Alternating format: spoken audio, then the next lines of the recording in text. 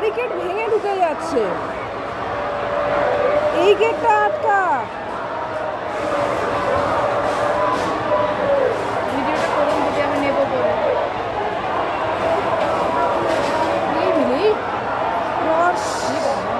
আমি বললাম না লাঠি নিয়ে এসেছে দিদি, লাঠি নিয়ে এসেছে দেখুন। পুলিশগুলোকেই মারছে দেখুন।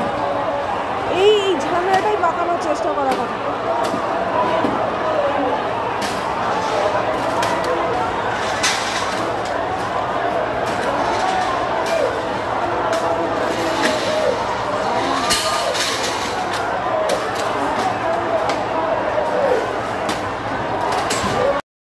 কলকাতা পুলিশ কমিশনারকে পদত্যাগ করতে হবে। কয়েকশো পুলিশ রেখে পাহারা দিয়ে একদিকে তারা যারা আন্দোলন করছে তাদের উপর নজরদারি করছেন।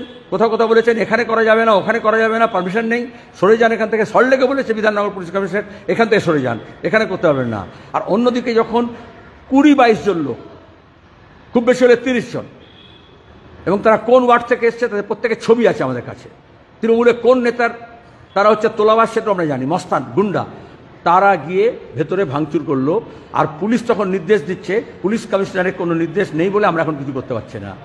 র্যাব ছিল, পুলিশ ছিল, পুলিশ তখন লুকিয়ে গিয়ে সিস্টারদের ওয়ার্ডের বাথরুমে গিয়ে তখন মুখ লুকোচ্ছে। আর কি নির্লজ্জ কলকাতা পুলিশ! সকালে ওয়েবসাইটে বলছে নর্থ ডিসির বীর বিক্রমে তারা সব এটাকে সামলেছেন অবস্থাকে।